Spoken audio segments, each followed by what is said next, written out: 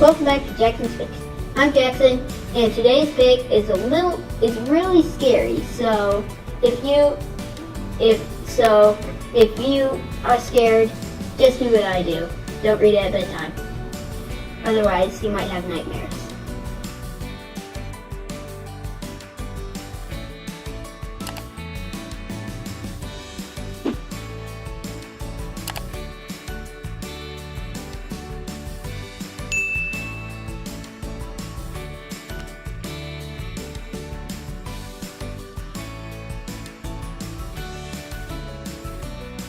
Today's pick is A Tale Dark and Grimm, written by Adam Gidwitz, and if that name sounds familiar, then you must know that he also wrote the Unicorn Rescue Society books, which are not as girly as they sound, that have already done reviews, a double review on my channel.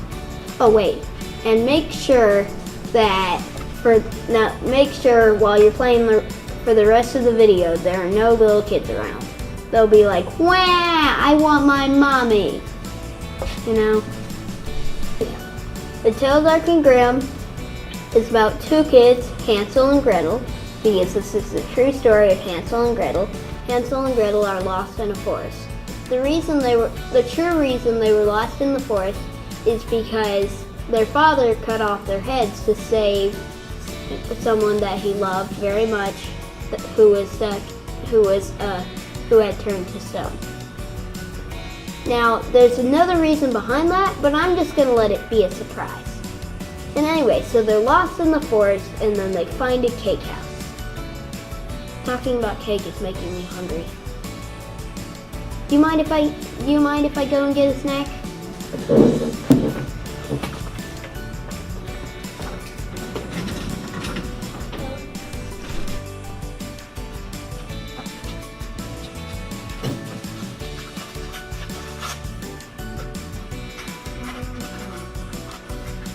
Anyway, so when they find the house, they start eating it. And then the witch comes out, which really is not a witch, it's just a regular person that discovered that she loves to eat too.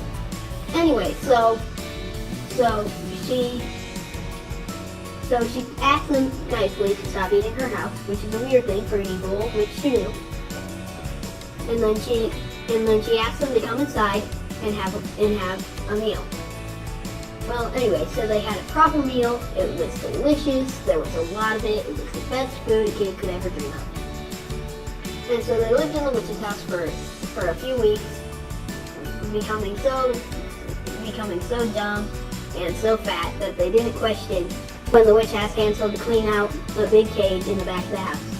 And then she locked him up inside. And Gretel was dull enough to not question what happened to Hansel, which is pretty odd since they're twins. So they eat in peace for a few more days, and then the witch puts Hansel in the oven to see if it's hot enough for Gretel to cook. And so at first he's like, "Oh no, I must be cooking," and then he realizes, hey, it's just a chicken bone. It's just this chicken bone that I left in my pocket. And then he started nibbling on it. And the witch said, "Is it hot enough?" And then he said, "No." And then he thought, I probably should have said yes. Oh well. And then he started to smell a sweet smell, and he was like, "Yikes!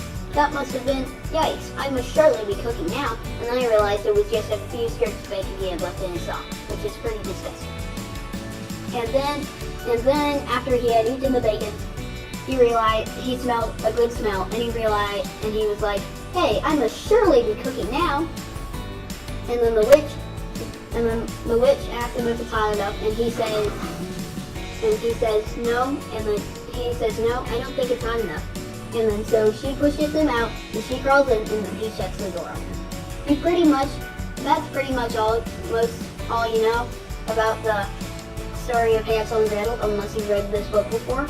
But then they escape and have more wild adventures that include evil warlocks, a suspicious changing to half wolf, half man, and a mysterious talking tree. I like this book because It's kind of scary, and it's surprising, and it has all sorts of twists and turns that make you feel like you're riding a roller coaster. Thanks for watching and keep reading.